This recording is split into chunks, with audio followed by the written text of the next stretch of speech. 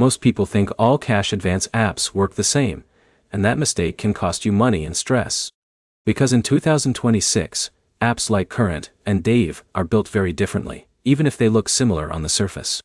In this video, we are breaking down Current versus Dave so you can finally understand which one actually fits your financial situation. Let's get straight into it. First, what is Current? Current is a mobile banking app designed for everyday banking, budgeting, and early paycheck access.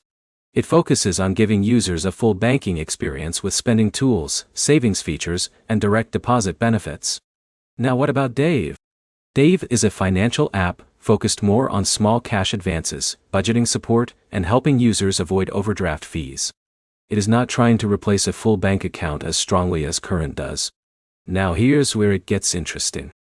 Even though both apps help with money access, they solve different problems. Let's start with cash access. Dave is built around short-term cash advances. If Jake is short on money before payday, Dave is designed to give him a small boost quickly, usually with eligibility checks and limits.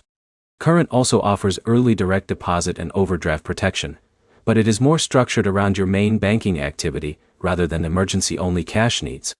But here's the problem most users miss. Cash advance apps are not long-term financial solutions. They are short-term tools. If you rely on them too often, it can signal deeper budgeting issues. Now let's talk budgeting tools. Current gives you stronger real-time spending insights, categories, and account tracking. If John wants to see exactly where his money goes every day, Current is more detailed. Dave offers basic budgeting tools, but they are simpler and more focused on financial alerts rather than deep tracking. Now fees and costs. Dave often includes optional fees or membership-style features depending on how fast you want advances or extra tools. Current generally focuses more on fee-free banking features, but overdraft and premium services may still apply depending on usage. In a minute, I'll show you who should avoid each app completely. Now, let's talk user experience. Dave is very simple and built for quick access. It feels like a financial safety net. Current feels more like a modern bank replacement with more features and structure. So which one is better? If you need occasional cash support and emergency advances, Dave is more suitable. If you want a long-term mobile banking setup with budgeting and direct deposit control, Current is the stronger option. So here's the final takeaway. Dave is better for short-term cash help. Current is better for full financial management.